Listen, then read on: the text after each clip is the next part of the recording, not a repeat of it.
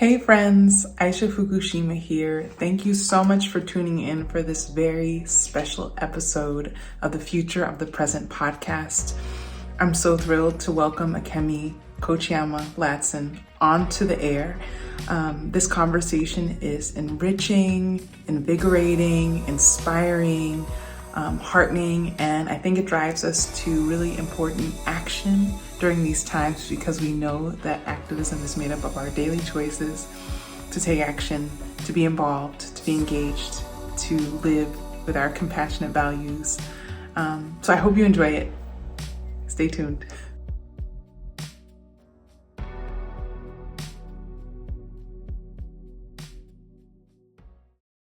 Welcome to the Future of the Present podcast. I'm so excited to have you. Thank you for making time and in your home of all places. So thank you for welcoming me, welcoming us into the space. I would love to start with a question that I ask on each episode. Okay. Which is, what time is it on the clock of the world by way of Grace Box? That's a good question. I would say it is time to really plug into our humanity. And really into just our solidarity with each other as humans first, before everything, I would say that's the time it is. Thank you. I second that. I wonder if you wouldn't mind introducing yourself a little bit more in your own words. What can we know about all the amazing things that you're doing, who you are? So my name is Akemi Kochiyama-Ladson, and I want to be clear, I have a hyphenated last name. My mother was a feminist, very much so. When I was born in 1971, it was very important to her that I have her name and my father's last name. So I'm definitely a hyphenated person who didn't change their name when they got married.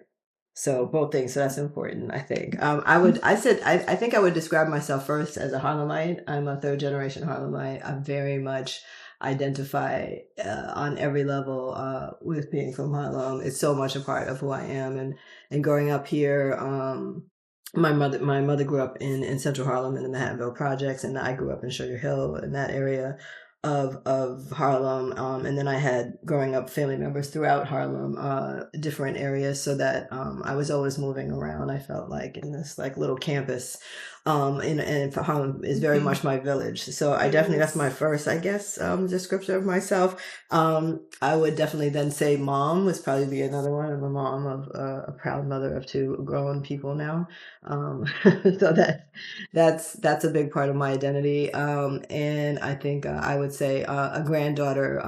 I'm the eldest granddaughter on both sides of my mother and my father's sides, two very large clans. So I have so many cousins, and it's not even funny. A lot of cousins. So being the eldest granddaughter on both sides of two very large, close families gives you a lot of, a lot of power in a lot of ways. So I'm kind of entitled in many ways because of my position in my family.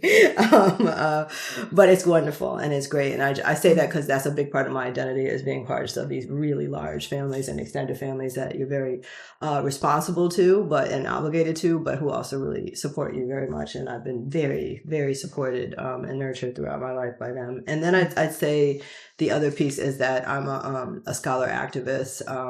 I get that term from Dr. Leif Mullings, who was my mentor in graduate school, really important scholar who was an anthropologist, critical race theory, sort of big person in that field, who really mentored me in graduate school and really was very centered in social justice in our work and as scholars, not making sure that the work that we were doing, the research we were doing, the data we were providing was really actually helping inform policy that protects the communities that, BIPOC communities, oppressed communities, marginalized people.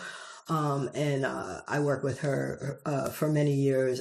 She's really big part of the work around Black women and infant death mortality. So I got the opportunity to work with her during that time. And then in terms of welfare reform research in Harlem. So I feel very much like, as a scholar, and that so much of my work, it's like all the work that I'm doing has to inform stuff that really impacts people on the ground and serves the community.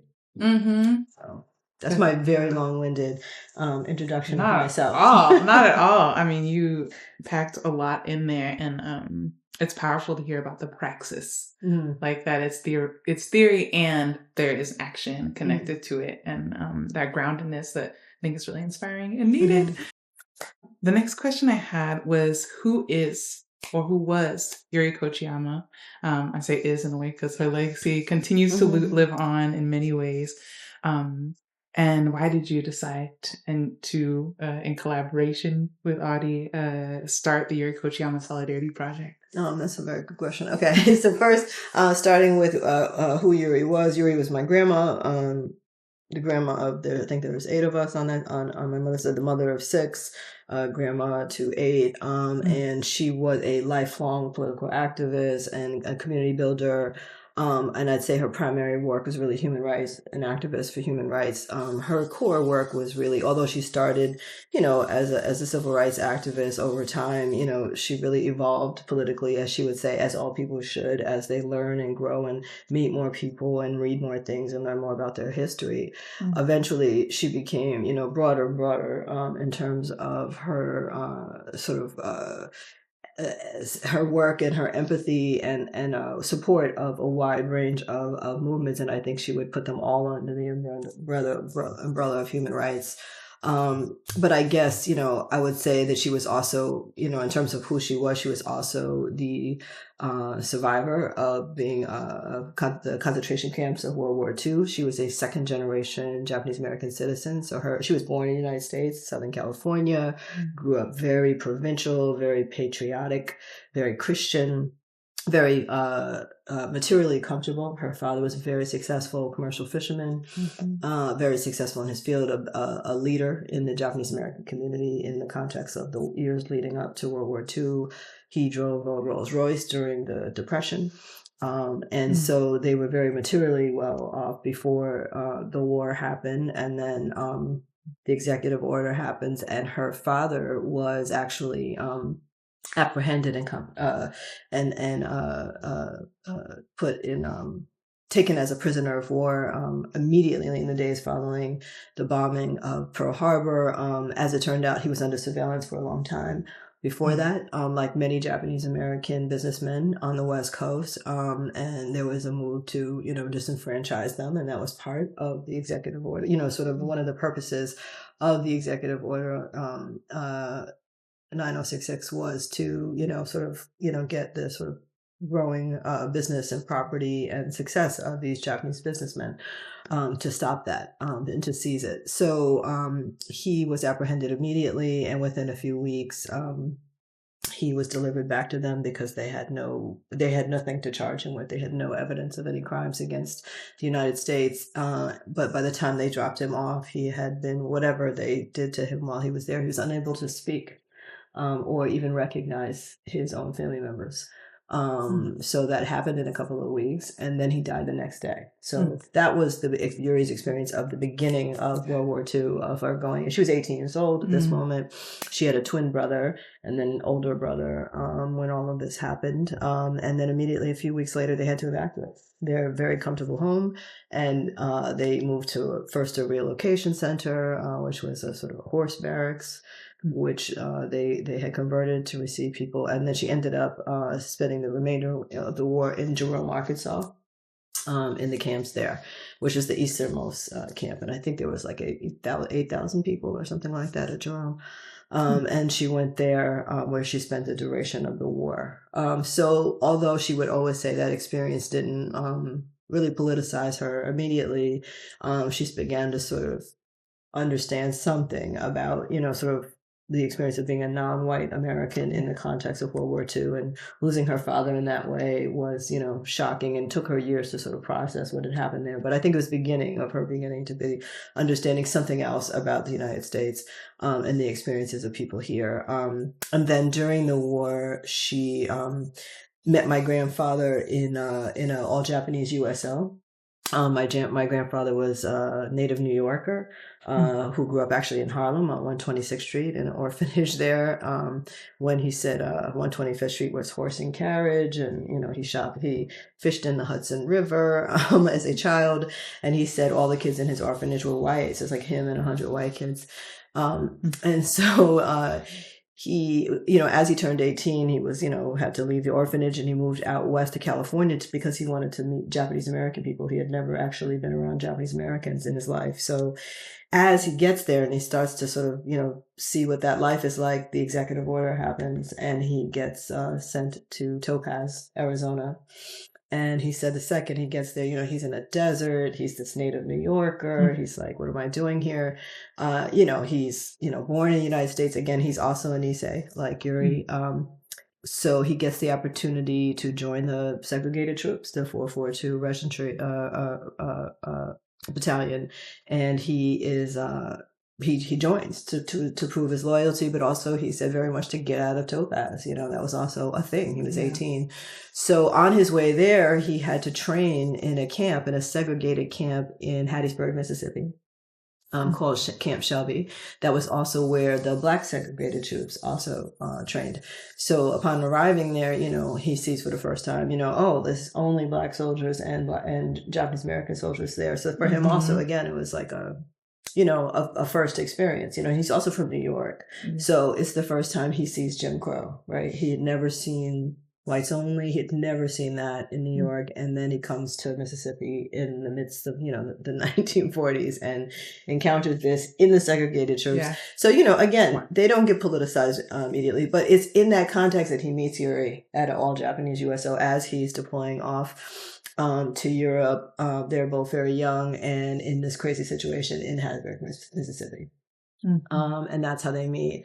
And they begin writing to each other, and they write to each other throughout the war. And then afterwards, they end up coming back to New York City, where Bill is born and raised. And because, just like black soldiers, Japanese American soldiers didn't get the benefits of the GI Bill, like, the low income mortgage. So if you read their love letters during the war, they very much thought they were going to get a mortgage, live in Long Island. He's going to get a degree as a journalist. He's going to become a journalist, and they're going to have, these kids and live in a white picket fence house. And then they get back and realize that's not going to happen.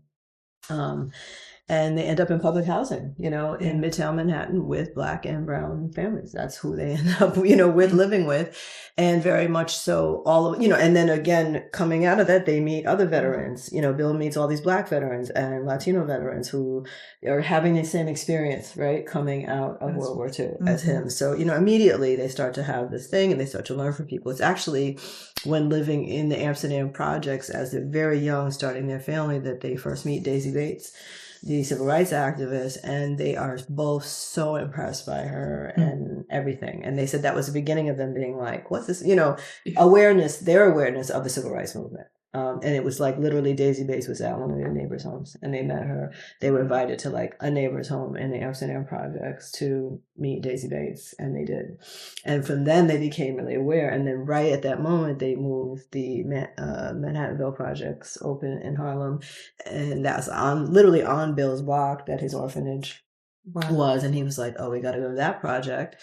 And luckily, he had a job at that point that I think was located in the Interchurch Center, which is close to the Manhattanville projects.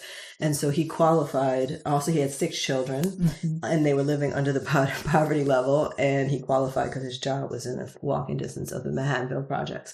So that's how they ended up there in 1960. And then moving into that environment, Yuri said, Harlem in 1960, it was impossible not to sort of get swept up into everything that was happening, living in public housing. They had 6 kids in public school, and she said the Harlem Parents Committee starts to form because the conditions of public schools in Harlem are terrible, and they need to just start to try to demand those things. And so, of course, as parents, they join the Harlem Parents Committee. Then they, become sort of more aware of other, the freedom schools start opening, and they start joining those things. And then she said, literally at a point in the early 1960s, you could walk across 125th Street and there was like a different person on the soapbox, so it'd be like, one corner is, the the fruits of Islam, or whatever, Nation of Islam people, and then another corner is Yorubas, and another corner is SNCC, and another corner, literally. And she said it was amazing, and you would listen, and then go to another corner and listen. They had these great orators, and you would hear these people, and that's the context in which she encounters Malcolm X, like literally, like walking on the street, hearing him, on the street. And so that's literally how our whole family gets engaged, because they enrolled their children as well in the freedom schools, and the whole family got engaged in everything that was happening. So, coming up, I can't, I don't think my mom or her siblings can remember a time that they weren't sort of involved in stuff, because it was sort of just happening right away. So that's how, our very sort of, Yuri goes from this very sort of provincial Japanese American patriotic person, in 1942 to by 1962, 20 years later, she's in a very different context, encountering Malcolm X for the first time, and then actually meets him in 1963. Right. So that's a sort of, what happens over 20 years to put her in sort of in that encounter, which she would say was the great sort of changing of her whole political consciousness, right? And her learning from Malcolm, and she joins his organization of Afro-American Unity, and attends the Liberation School, and starts to learn about imperialism, sort of much longer, broader history, right, of white supremacy, and the impact, what happened in Africa and Asia, and the impacts of those peoples, both in those places now, but also in the places like the United States, and in Europe, and all these places, what has happened, and how much shared history and struggle people have had. And Malcolm was a great scholar of history. And she would say that was the beginning of her understanding, like, that you have to be a scholar of history constantly, and that you have to keep learning, and that the more you learn, it just, that's how you change, and that is how Malcolm evolves. Right. Yeah. And so I think, I guess that's the big arc of like who Yuri was. And I would just say from that point on, she only knew Malcolm, actually, was a very intense relationship, about 18 months before he is martyred on February 21st in 1965. And from that day on, she spent the rest of her life both devoted to telling Malcolm's story, and being like, through many years where Malcolm wasn't that popular, really making sure that we commemorate, we remember him, we honor him, through many, many years of going, of course, for everything from going to the pilgrimages into his grave to every single Malcolm thing that ever happened in Harlem every year, dutifully. But also to all movements to support the rights of human beings, whether they're like indigenous movements, people fighting against everything from sort of hunger to, she was very early in joining people around LGBTQ rights, really clear that was a part of the bigger social justice movement. When a lot of people weren't talking about that, she was absolutely talking about that. So I'd say, through Malcolm, and then from his death, she became much more broad, supporting movements, and of course, black movements for Black liberation, but way beyond that, movements for Puerto Rican independence, for sovereignty for Hawaii, for, so many movements for indigenous people's rights. Yes. In, sort of in line with this understanding that people had a really basic right to human rights, but also self-determination. Yes. So I would say that became sort of her thing for the rest of her life, pretty consistently, even though people would say, oh, she was involved with so many things. I would say the through line is that was, it was about people's right to self-determination, respect, and their own, human rights. And I think, she got that from Malcolm, absolutely. Yeah. Yes. And I remember listening to your conversations at the Schomburg, which I invite everyone to check out too. And there was also a strong class thread that brought together some of these movements that are embedded in all of those things that you talked about. So it's just powerful to see how all of that threads together. Okay. Well, you just set the scene. If you could say a few words about how/why y'all started the Yuri Kochiyama Solidarity Project itself. Oh, sure. So, so when, luckily I was lucky the last, I don't know, 20 years at Yuri's, like 20, 30 years. I spent a lot of time with Yuri.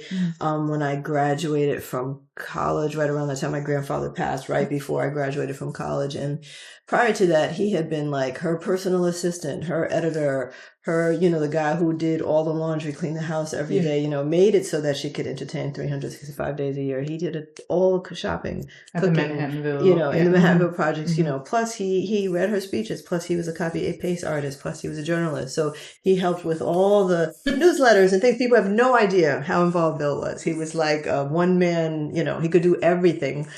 Plus he was very kind and inviting and hospitable along with Yuri, and charming and everything. And like the calm person in the room, all the time. So after he passed, there was like a big void to fill. I happened to get out of college right at that time, and I moved back to New York from Atlanta. And I sort of stepped into it because sort of no one else could. My whole, all of her adult children were living in California. Her living adult children were living in California.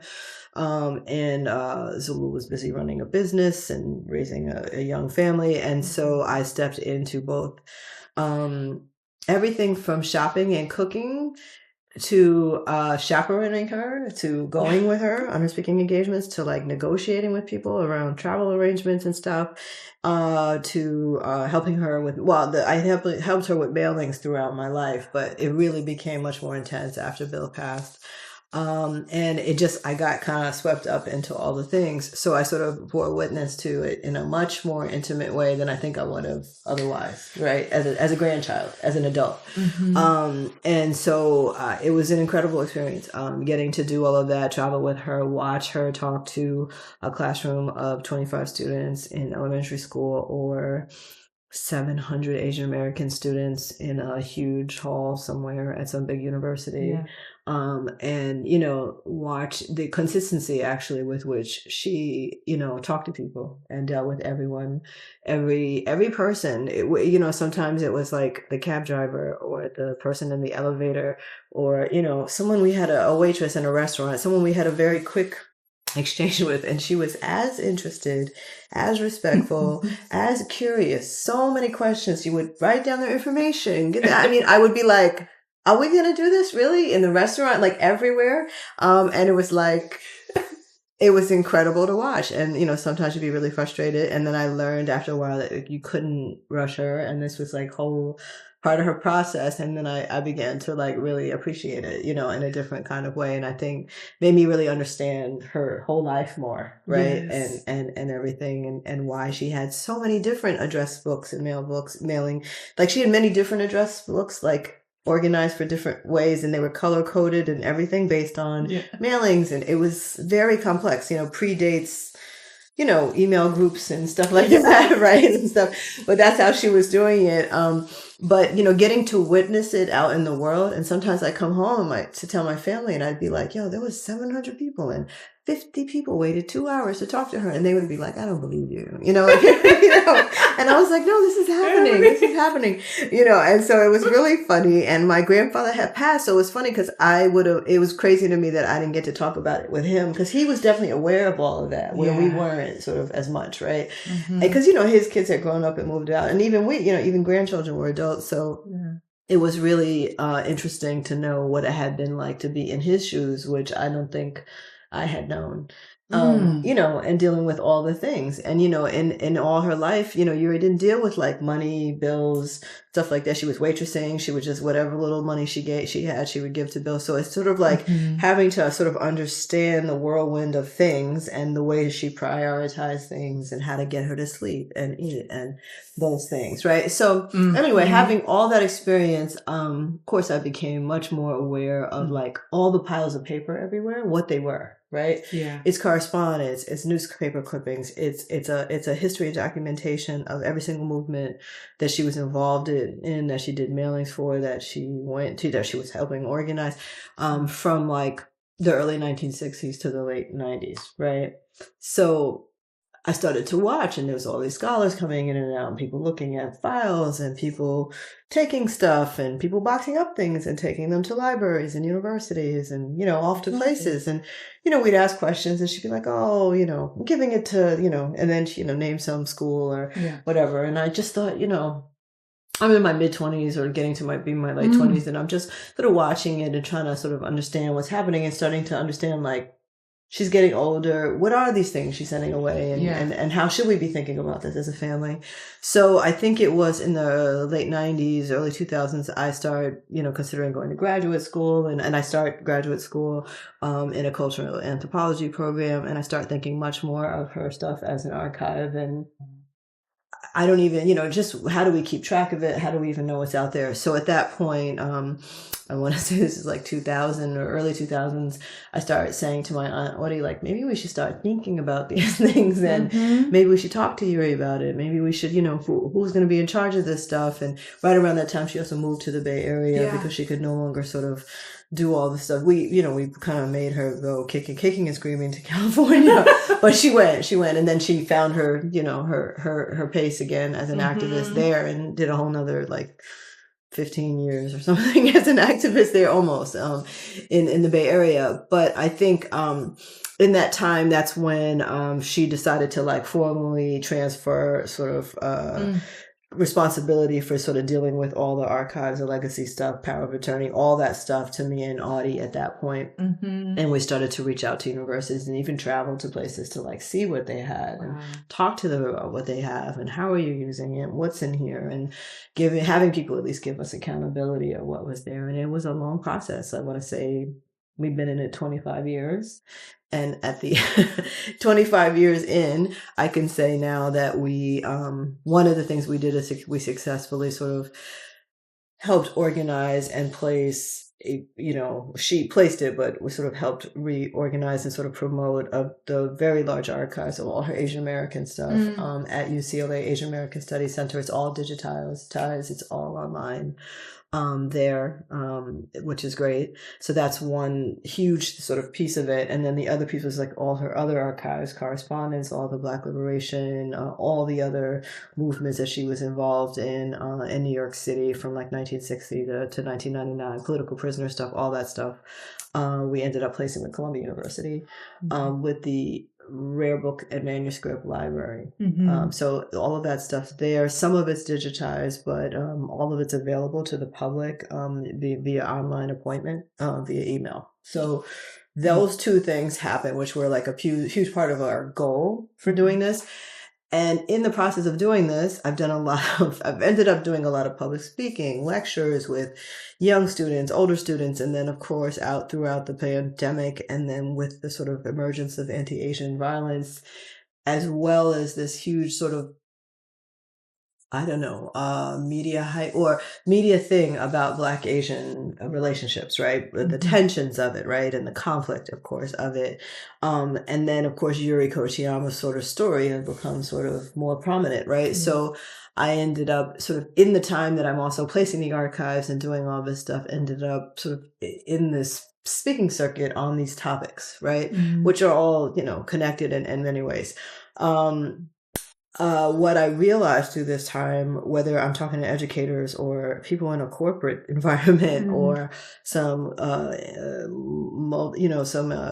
multicultural, multi-generational community gathering, that people are really interested in Yuri's story. They really don't know these kind of, they don't know these histories, these shared histories, all these solidarity, all these different kind of united movements that I was sort of privy to growing up. It wasn't, just Yuri and Malcolm or Black Asian solidarity, so much, Latino Black solidarity, just so much solidarity with different united fronts for in the movement for ethnic studies or against the war in Vietnam or against nuclear proliferation in general or U.S. imperialism, the 60s, 70s, 80s, 90s, there's always been these united movements and struggles, but people really don't know about them. And that's what I realized. I've been in this bubble of that's how the world is, and realizing that people, students, educators, activists, artists really want this information. They're very interested, empowered, want to talk about it, want to learn about it, want to integrate it into their thing, whatever they're doing, whether it's teaching or making art. So I've realized like, oh, we have to make resources. We have to make these things available. How do we get people to know like where the archives are? How do you access them? How do you get, people want to get rights to do stuff? So we realized we needed to kind of sort of create some kind of organization, a way to reach us. We launched a website so that people could at least like come into a place and know that that's legit our family, you know what I mean? And but also like how to get to stuff, right? Yeah. And really we're just trying to help to do that. And in the process, I've realized that one of the unique things about Yuri, and one of the really powerful, important things is her ability to like bring people together, right? Whether that was like in her home or in some project or thing she was doing.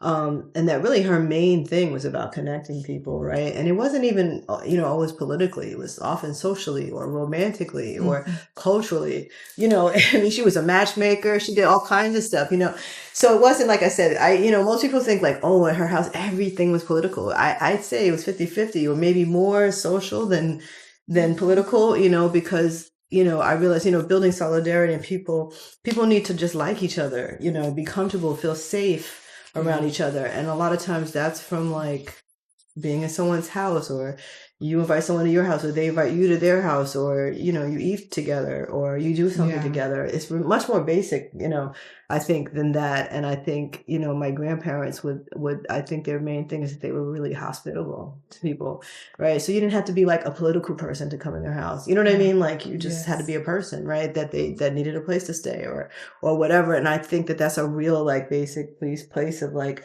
connecting. So in honor of all of that, we are both like trying to be a sort of place that people can find stuff about Yuri, but not just Yuri, other United movements and struggles that happened in the past and the archives about that. But also, I'm very lucky to be in touch with a lot of people and movements and educators and activists and artists doing a lot of solidarity work now. And I realize like people don't know each other. I meet a lot of people and they're like, I want to get into that. How do I join that? And I'm like, I know like 50 people doing that. You know what I mean? And I'm like, how do I make that a thing? Right. So partly it's like, so, creating like this website, creating this organization enables us to, start to do that work. And now one of the pieces that we're doing is, aside from me doing a lot of public speaking and, workshops with different groups, we're rolling out a Freedom School project that enables us to do sort of mini sort of education pieces, self-education pieces, right? Sort of following the long, very successful tradition of Freedom Schools in terms of, how do we educate ourselves outside of institutions, right? Right now is like a time that's so needed. Our history is being erased, suppressed, criminalized, right, all this stuff, right? So how do we like operate outside of these places and make sure that we're educating ourselves through archives, through spoken word, through oral history, narratives that we tell ourselves, and of course you would know this, and through performance and the arts, all the ways, right? Like so I feel like Yuri supported all those things and she was really into those things, I think. So I feel like getting people access to her archive, but doing these Freedom School projects enables us to sort of give people access to the actual archives, but also expose them to artists and educators who are working in those spaces now, which has been really powerful, and working with different kinds of communities and bringing those communities together. It continues to be really inspiring to see how much everybody says yes, everybody wants to be involved, everyone wants to stay in community. So it's very exciting. I feel like we're organizing, mobilizing like these like real great, like, a great way for people to really connect around, their united feelings about wanting to help people, right? In different ways, right? Whether that's immigration rights or people in, incarcerated people or whatever that is, right?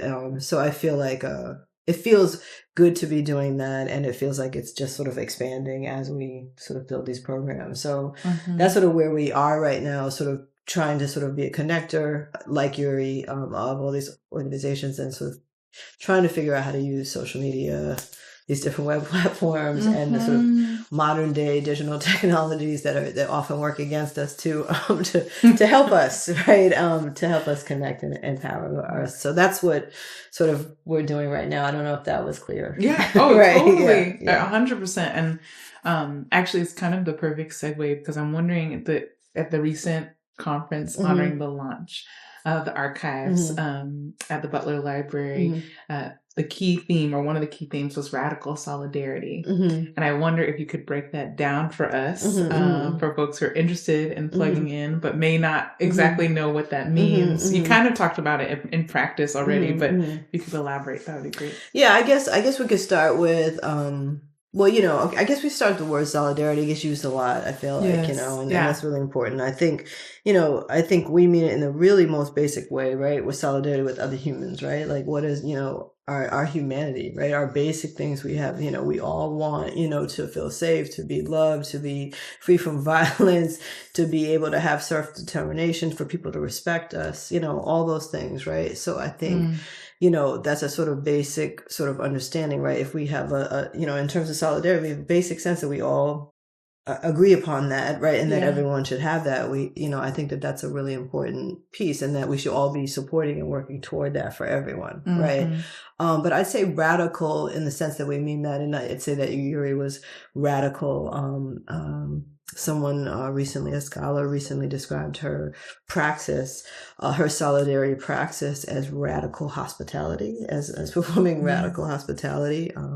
Vasundhara Matar, this scholar, which I thought was really a great way to describe, her praxis. Really, and you don't think of hospitality as that, but and I would say the radical in the sense that she meant it and that we mean it is that it was sort of across anything. There was no sort of limitation. It was sort of like, I'm just going to be in solidarity with you, right? Like, even if that means me taking risks or standing up for something that's unpopular, like, you are human. I respect your humanity. I'm going to be in solidarity with you. And I would say, sometimes Yuri was in solidarity with, like I said, at times, she was, understanding that, why we should be, really thinking about the LGBTQ community at a time when a lot of people weren't talking about it. Because again, your right to have self-determination, to have respect, to, all of those things. I think she understood that, I think for everyone, and it was quite radical how committed she was to that, right? Across the board. And there were no, she would never compromise that. And I think that was really, like, her commitment was radical.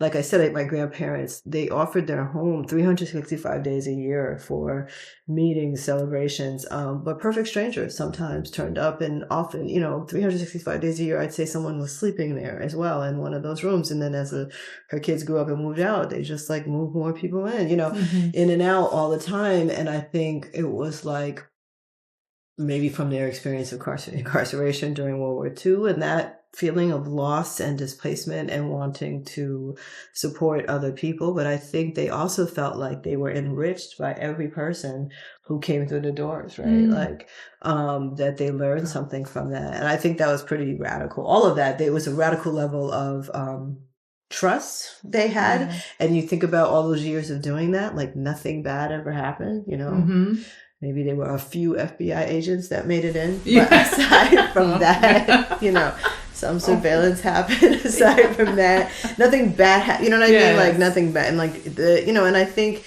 they had good karma, right? Like, people generally, felt grateful for that level of generosity. I mean, if you think about doing that for 40 years, 365 days a year and nothing bad happens. You know what I mean? I think it's pretty, wild. That's kind of wild and amazing. So I think that that's the sense in which we mean radical in terms of solidarity, right? It's like really, really reaching across your humanity, and no matter, the risk that it is to really, to be in human solidarity with people. And for there to be no compromise about that, I think. Ooh, this message is so important right now, especially given the environment and climate that we're in, that some people are expressing fear. I've definitely, at least in some of my travels, have noticed a lot of siloing and, oh, this is my issue, this is your, and so this connectedness, this radical solidarity is such a powerful, I was going to say principle, but it's like, it's a practice. and that's needed right now. Mhm, So thank mhm. you for breaking that down. Mhm. Yes.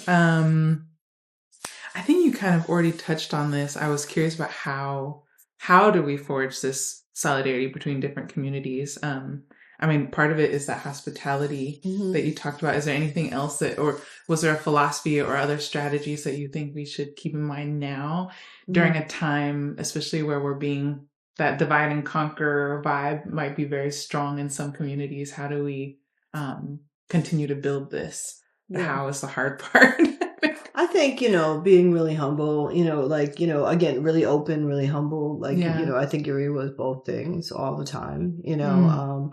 really open, really, like just meeting people where they are, Yeah, like that's not right. having any high expectations. I think sometimes people thought, oh, you'd have to be so serious or political to be around her. And that's like absolutely the opposite. She's like very silly and humble and, like provincial. Like she literally is one of the few people who I knew who'd be like, use terms like golly gee and stuff like that, in her normal, regular everyday language, because she was very, still very struck by, and oppressed by people and everything. And I think really listening to people, I think that that's really important, right? People, I don't know, we live in this time where, when you work in like marketing and all these things, everything's like the story of me. I think it's like really bizarre, right? So self-centered. So real. And so it's just like Yuri was like never talking about herself. She'd always be like, you tell me the story of you, and so interested, like literally. So now I can't remember what your original question was. But just the how to the solidarity. I think you're yeah, answering I it. think listening to other Yeah. people and hearing other people's stories and really like being open to that and just really understanding people, meeting people where they are. I think that is, having a lot of compassion and empathy. And I think it grows. I think the more you hear people, the more empathy you have actually, and I think That's that's right. what Yuri and Bill would have said Mhm. that, what they did say, meeting people just made them more humble and more empathetic and more impressed with Yeah. people's resilience as humans, and they felt more sort of obligation to support people. Yeah. That's Yeah. And in a way, at least my humble experience tells me that like sometimes when we practice that, then it's kind of contagious in the sense that the other person's like, Yeah. oh, then let this person tell me their story, or like Right. that compassion, that connectedness Right. spreads, especially when we feel safe or we feel like we're seen in Right. that Right. way. Gosh, okay, so many things. The way we narrate history can often help shape or pave the way for the future. And I'm curious, what are some common misconceptions you think there are about Bill and Yuri's story, or Yuri's story in particular, that you want to expound upon, that you want to tell from the vantage point and standpoint that you have? I would say a couple of things. I mean, I think it's maybe come across already, but I would say like I think sometimes she's especially in the last 10 years, if you didn't know about Yuri, maybe she sort of kind of put in this like Yuri Malcolm Black Asian thing, right? Like she just did this, like she's this representative of like she worked, like I've seen these like definitions or like descriptions. She worked toward Black Asian solidarity, and I'm like, is that what she did? I don't, like it's a little bit like narrow. Yes. I'd say a couple of things. I'd say of course her work was so much broader than that, Black and Asian solidarities. And I would say that as a plural, there's so many solidarities, right, at play, right? And layers of that, right? Culturally, politically, and in many different ways, right? That we could slice that and look at, right? In ways that she was involved with those things. But I would say, yeah, her work was so much broader than that. I would say United Third World movements and, for struggle across, the world globally would have been sort of her area. So I'd say that. And I'd say it worries me that the story gets narrowed down to that. And then again, in her, 40, 50 years as an, actually more like 50, 60 years of her life as an activist, she worked with Malcolm 18 months of that, yes, she did devote her life to Malcolm, the rest of her life after that. But it's important to put it, sort of into context, right, in that way. I would say also, I often hear her described as a leader. And she would not have described herself that way. I definitely think she would have, if she had to describe herself, it would have been as a supporter, a promoter. She was definitely a supporter of every movement, that she was involved in. The way she did that, or her main work was like, oh, you have this march coming up, or oh, you have this theater performance, this, fundraiser, whatever. I'm going to go to the store and make, 150 copies of that and then send it to everyone who might want to come to that. Her life was like sending out leaflets about other people's things. Sometimes it was an organization or movement she was involved in. A lot of times it was, but a lot of times it was other people's stuff. And a lot of times that was cultural. A lot of times that was very locally based, or a neighborhood or a community or a building or something that was happening, because she was so plugged in. So I think I felt like she mistook why I used to say you could be like a talent promoter or something, the way she used to promote like artists and theater companies, and she'd go to all the shows, and then everyone who came to her house that week, she would have like a stack of leaflets and be like, did you see this show? It's the best show ever. And I was like, they should pay you something, like she would be like, but she meant it, like, because she went to the show, and she often took me and Zula to those shows. So I feel like, she was such a great promoter, and I think she thought that was her, her role. And so, and I think, she kind of came to this leadership thing and giving speeches and stuff sort of as a result of a long time in these movements and stuff like that. But I don't think she would have ever have described herself as that. And I think it's really important to know that she would have seen herself as like, I'm a supporter, I'm a organizer. She definitely was a huge organizer. I've heard people describe her as like the internet of the movement or something like that. Before there was an internet, she was definitely about disseminating information, news, to the who needed to hear it. And that included to people in prison, and sort of sharing with them news about their case, other people's cases, other things that had to do with what was happening with them, bringing them sort of information, and then also information she was getting from them, right? She was doing all of that with so many different people and movements at the same time. So again, I think she would have called herself an organizer, a supporter, a promoter, a follower in many ways. She was a student of Malcolm, a mentee of Malcolm. I think she'd have been uncomfortable being put on any kind of level of equality with him. I just don't think she'd have been comfortable with that. But yeah, so I think that that's an important thing to understand. And I think that as an activist, in terms of praxis, she was extremely about promoting people who she thought were leaders and good speakers and orators. And you could hear, like, when you read a lot of her letters and a lot of the political correspondence that goes back and forth is about meetings or this event or something, right? A lot of times, right? And a lot of times, she's talking about who should be a speaker, who should be doing this. And, we should promote this. She was always talking about who the good speakers were, so she's very aware of that. And she was aware of people who had charisma and who could be, you know what I mean? Again, so I say, high level organizer or something, but would not have called herself a leader per se. And I think for young people, it's confusing too, because they're like, well, what does she lead? So it's confusing when I hear people say, oh, she was a leader for solidarity. She was a leader for like human solidarity. And then we all work toward these things, but they were very concrete. The movement she was involved in, when she also wasn't being like, oh, we should all just be together. That wasn't, that was a sort of praxis, right? Or one of the things that came about, or one of the things she's known for. But in fact, her practice was just working for many different movements, right? And often having many of those people in her house at the same time for dinner, or playing softball together. My family had a really diverse softball team called Ronin. It's like they played in a league, and there's all kinds of ways that people came together and worked together. But I think there's a confusion about I get worried that people think that her activism was solidarity, which is not exactly the case. Yeah, right. I understand what you're saying. Yes. It's a praxis and a legacy and useful for movement work. Do you know what I mean? And organizing and thinking as an activist for human rights sort of more broadly and all of this stuff, but not in actual, she was involved with so many movements, I don't think you would say, I just want that to be something that people understand. Yeah, she was facilitating so many. And she was involved in really concrete movements, whether that was like, tenants' rights on somebody's block or, something much larger, right? Like against apartheid or something. Yes. You know what I mean? Yes. Very concrete. Yeah. Yeah, this gives a lot of context to the last week. I've been going through the archives and finding like 50 copies of a flyer. I'm like, why is it 50 copies?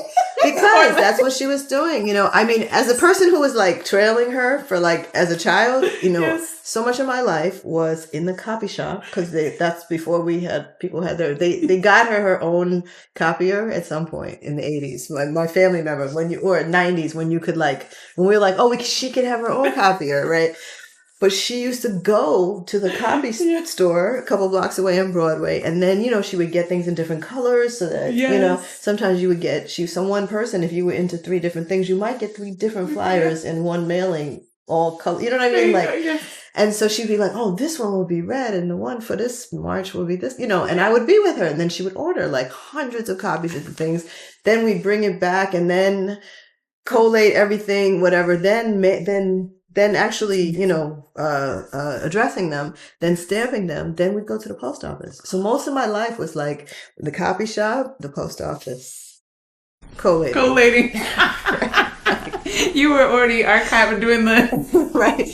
The workout of archiving. And in between, her and Bill were also like, let's say you didn't have a flyer for the thing, she would design one. Her and Bill, And then a lot of times she was designing things for her own thing. She's having a potluck, she's having a whatever. So, I mean, it was like a production thing, like whatever in terms of like print production daily, Bill was a copy paste artist. So and he did it old school, they would paste photos.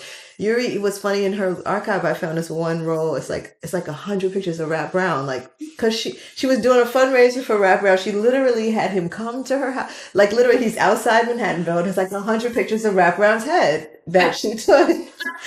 And then I found the flyer where she took one of those pictures and she pasted it on to some cardboard paper and it says third world fundraiser for Rap Brown.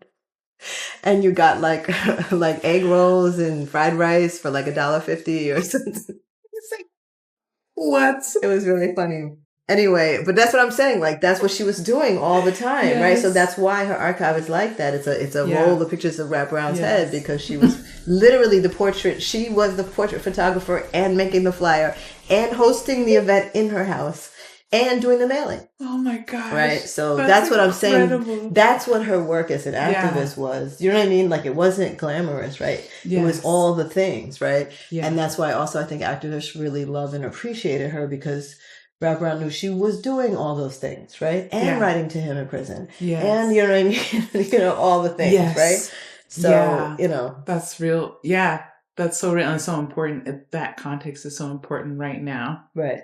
Also given the context that you gave of the marketing, the era that we're in, it's important to remember. Right. She wasn't just going around making speeches. That absolutely not. That was I don't even know what the percentage of her time was actually giving speeches or something. Mm-hmm. Probably very little. Yeah. Yes. Or, when she was, right. Later she was publishing stuff, but I feel like that all came later. A lot of the stuff was in the 60s and 70s, and 80s. She's in the work, just doing it, So. Thank you for those reminders. Yeah. I wondered if you could share a little bit more about your own mixed roots. I often call it mixed roots. I think I read in an article that you wrote, or a piece that you wrote, that you identify as Black Nikkei. But if you could break it down for us and a little bit of your experience, because we've talked a little bit prior about, exchanged a little bit about our upbringings, but I think, there's a lot of... So I could use Black Nikkei or Black and Japanese, interchangeably. I think in that moment I was feeling like using that term Nikkei. Yes. I can't remember what the context was. But I would say, I grew up in Harlem, in the Manhattanville projects and then later in Sugar Hill. So in this very culturally, in the 1970s and 80s, I'm born in 71. My father was a Black Panther. My stepfather was a Black Panther. And my stepfather was also, a African American history educator. And so, and then of course growing up in Yuri's family, grew up in a very culturally Black, Harlem space, but also very multicultural because of Yuri's household and my mother's life also, right? As an activist, also my mom's a big feminist involved with many different kinds of organizations herself and doing work herself in those communities. So I had so much exposure for different kinds of movements, but because of the way we grew up, my mom was and my dad really clear, like, this is your identity, this is who you are. So there's the Kochiyama side, the Japanese American side growing up in Harlem. But, like I said, but with a real sense of myself as a Japanese American. But my father's side is a Black Indian family, lots of mixes. But a culturally Black family that grew up in the Long Island City in Queensbridge project, so close, Manhattan, but also very similar, very strong matriarch. My grandmother Khadija raised 10 kids.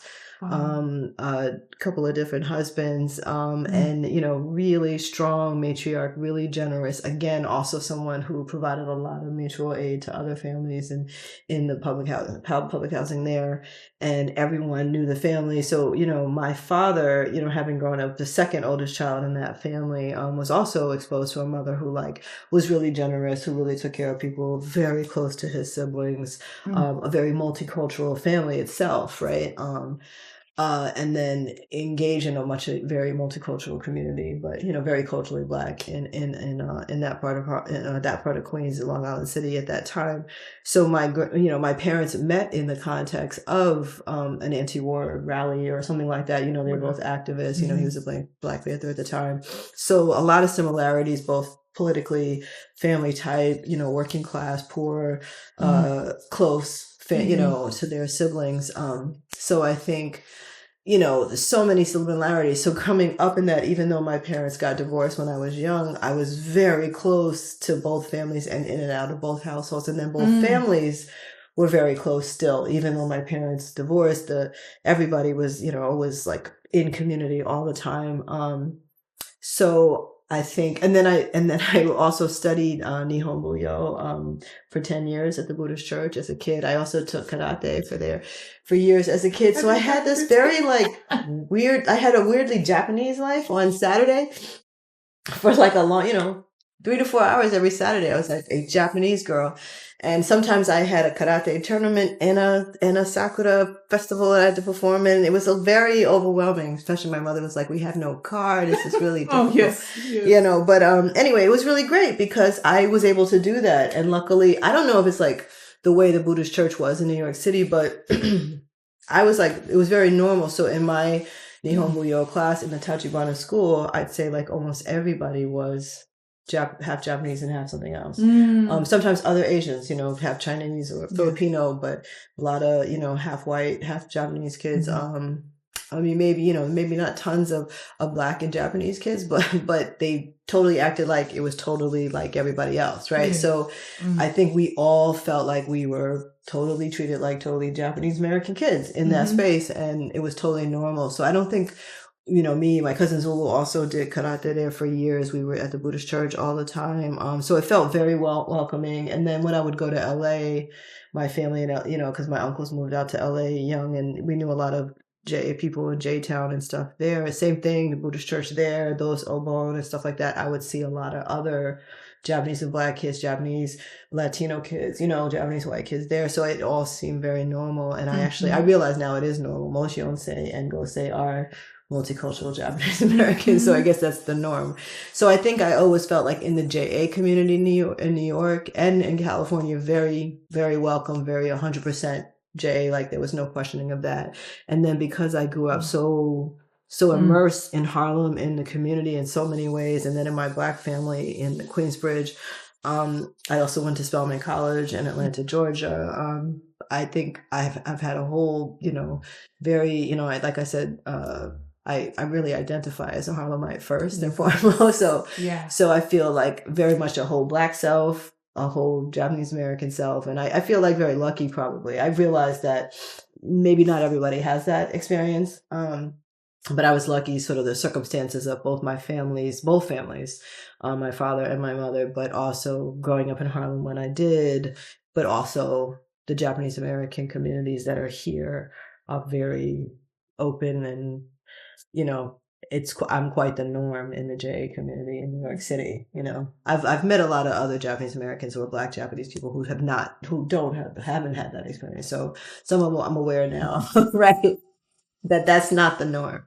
But yeah, I feel really lucky in that regard. And like I said, I had a great time in Spelman. I loved being in Atlanta, Georgia, and who would know, you know, like there was so much to learn about, you know, at HBCU, people don't, you know, you're from, you know, being from New York and from Harlem, I didn't know how much I had to learn about being in a sort of different kind of African diaspora experience, which being in an HBCU is. Yeah. And I'm so grateful to have had that experience.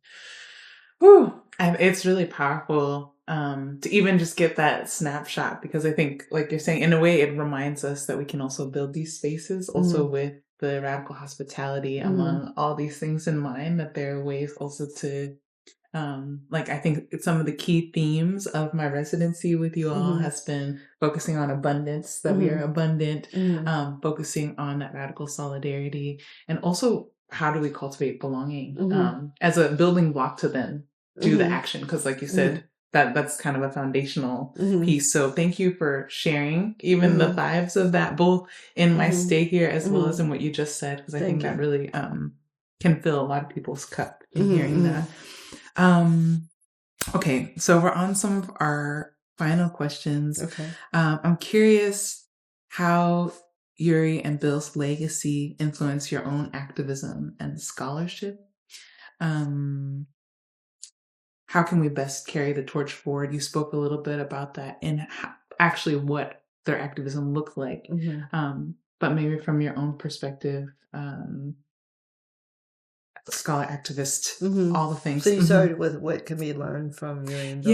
Yeah. What in what ways do Yuri and Bill's legacy influence your own activism and scholarship? And or you've had a lot of incredible mentors. Like, what are the things that we should keep an eye on moving forward, or how can we learn from your praxis?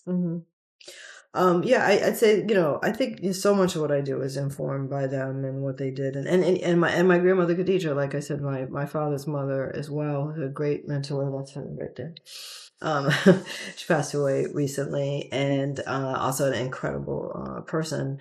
I think the thing I learned from all of them is just this tremendous level of generosity and the importance of being generous in a lot of ways, both of your material possessions and your space and giving and extending hospitality to people, what that can mean. Both ways, and that actually we all benefit from it. I think I learned so much from that, and I think people would benefit so much from knowing like so much benefit to like giving of yourself in so many ways, right? So I think that's really important. I think being really humble about, you know, and I think that comes with meeting more people. You know, your humility just grows, it just does, you know. So I think, you know, just being really open to meeting more people, you know, and really, you know, extending yourself in that way, right? And taking those risks. You know, I think it is a risk. People see it as a, you know, whatever they call that risk taking. I think it's a kind of risk taking that people should engage in a lot, you know, or more. I think also to just being open to where people are, you know, and listening and hearing people. I think again, people have these like, you know, the society we live in is sort of makes us have to develop these like these narratives about themselves, and this is what I am, and this is what I stand for, and you know, all these things. And I think it's so you know, it's sort of antithetical to this idea of like continuing to grow and evolve and being open and being, you know, sort of a constantly evolving person who's listening and aware, you know, of sort of all the things, you know, happening. And I think that's an important thing. We have to kind of keep doing that. And again, I think meeting people, you know, enables you to do that, but trying to like think about being open and hearing other people's perspectives and how they see things and how they've experienced things. Is tremendously useful and humbling, you know.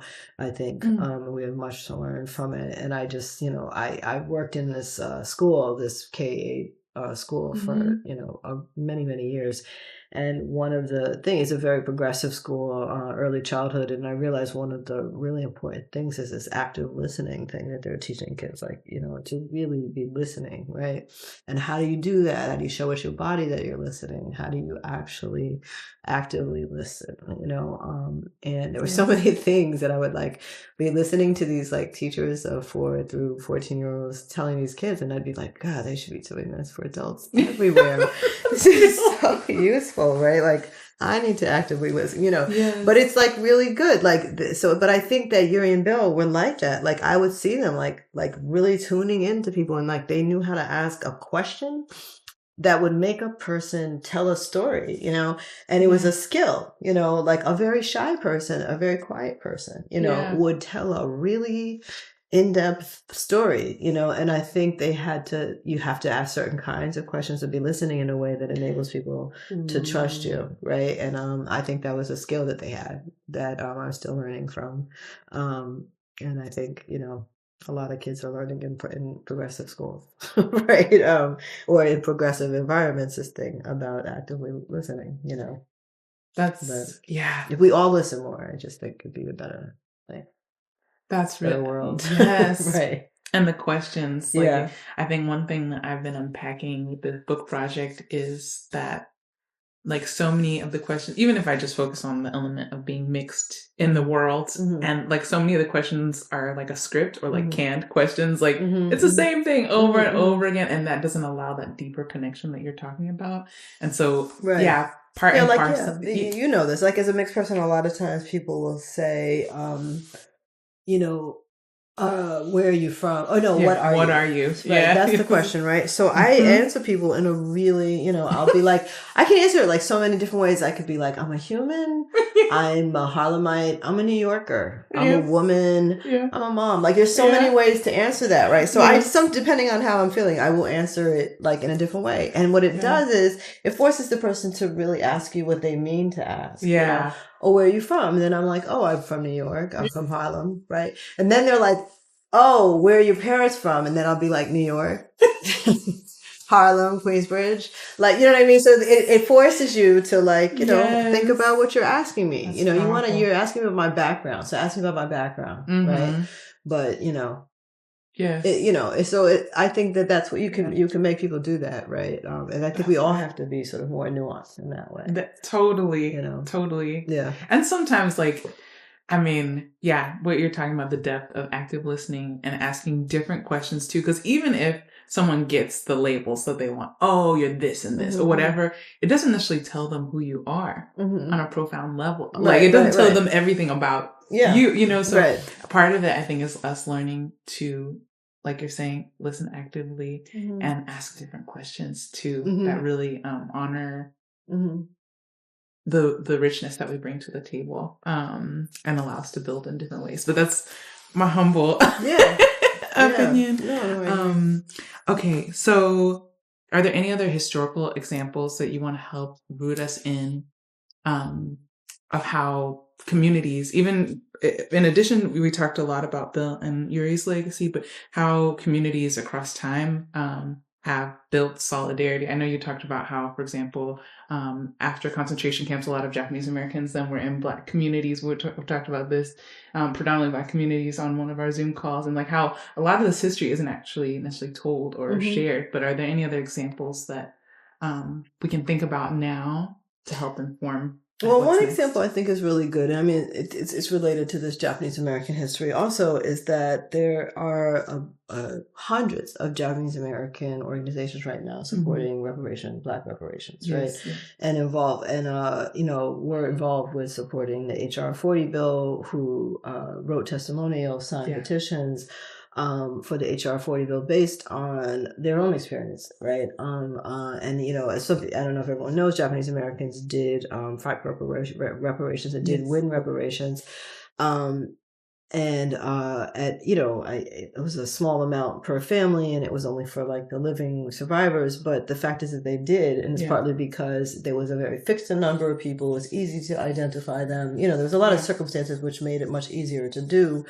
But the fact is that, a lot of the reparations, the things that the reparations came out of, again, watching, Black people and, modeling and watching, civil rights, organizations and different Black people organize for reparations as well, which really spurred, Japanese Americans looking at their own history and sort of starting the whole initiative to begin with was very influenced, right, by black people and different things that have happened historically. But what's happened now is that there's hundreds, I'd say more than 200 Japanese American organizations supporting Black reparations, Justice for Tulsa. There's just so many things. There was just a big reparations conference the same weekend that we did our conference, last conference with DC. There was all of the reparations stuff happened in DC. And I know many Japanese American organizations were going to DC to so support that and be involved in that. And there's so many, and it's not just Japanese American organizations, but there's so many organizations supporting Black reparations. Like, what went on in DC last week, I think people will be surprised that it's not just Black people, right? It's a lot of people supporting that. And I think it's really important to understand that, right? And Cobra works with a whole coalition of, Nikkei progressives and all these other organizations associated with them, and that this work has continued and has gone on for decades, right? This is not like a new thing. It's been going on a really long time, and I think that that's really important. When I went to the pilgrimage in Jerome, Arkansas last summer in June, and to see those concentration camps there, we led a Black reparations workshop, just to educate people around stuff. I think we had more than like 75 attendees in our workshop that came.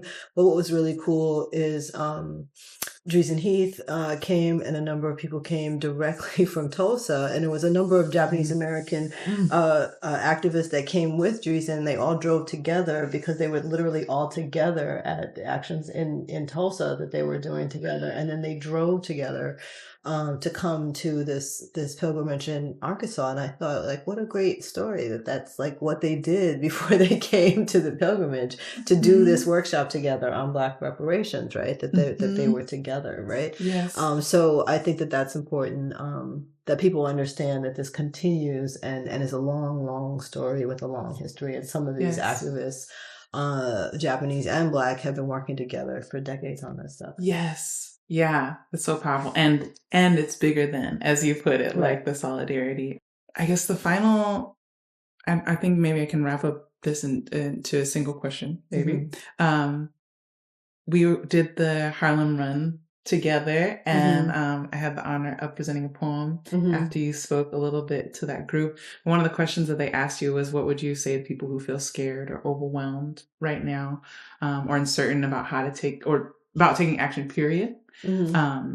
And as a follow-up to that, how can people get involved with the Yuri Kochiyama Solidarity Project? So maybe starting with the overwhelm. Sure. I think the most important thing right now is for people to stand up for people's humanity. Yes. Right. And I think right now that looks like not being silent. Yeah. Right. I think that's what it is right now in this moment. People are not talking about this genocide, like an incredible crimes against war crimes and crimes against humanity are taking place. We're watching it. We're all seeing it every day.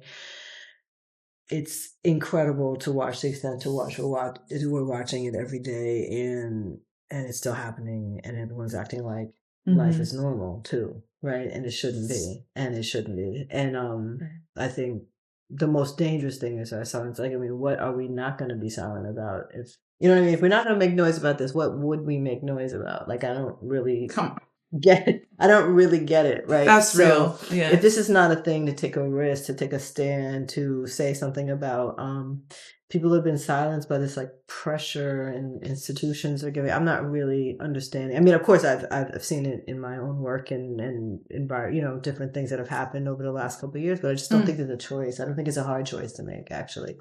And I think we have everything to gain by using our voices, and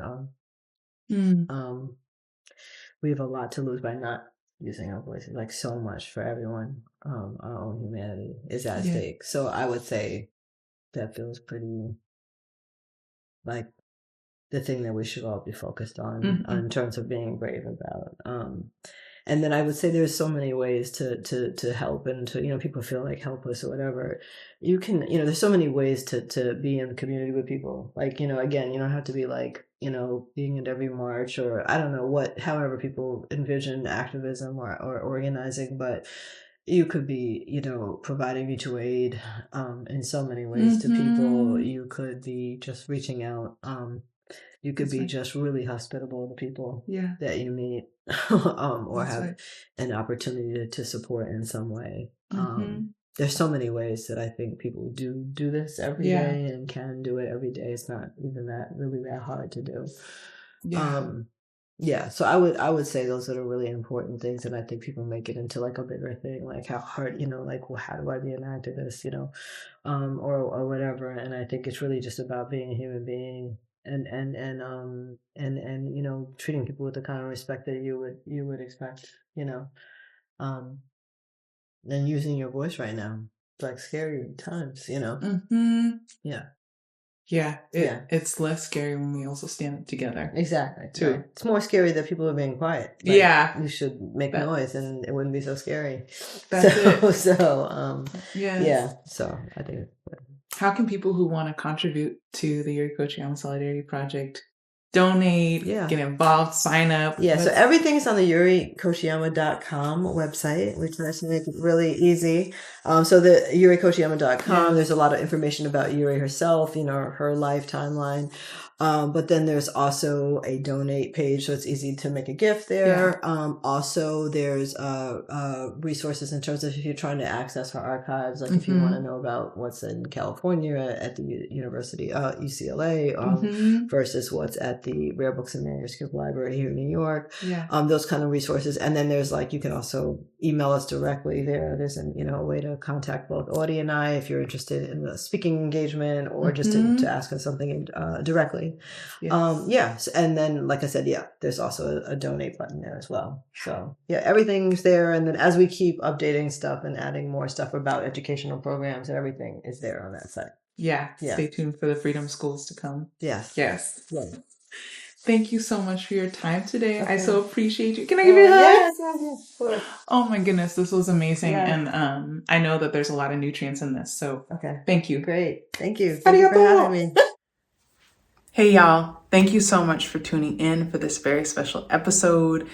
Be sure to check out the other episodes on the playlist. Also be sure to hit subscribe and to join me on aishafukushima.com for other updates about what's to come in the future. I want to say thank you so much for listening all the way through to the end, for being curious and getting this knowledge and wisdom that was shared today, and for sharing this knowledge with your loved ones, your community, your network, so that we can continue to build even better, stronger movements together every day. I look forward to seeing you on the next episode. In the meantime, please take care. Please cipher the love that was shared right here and stay tuned for more. Peace, y'all.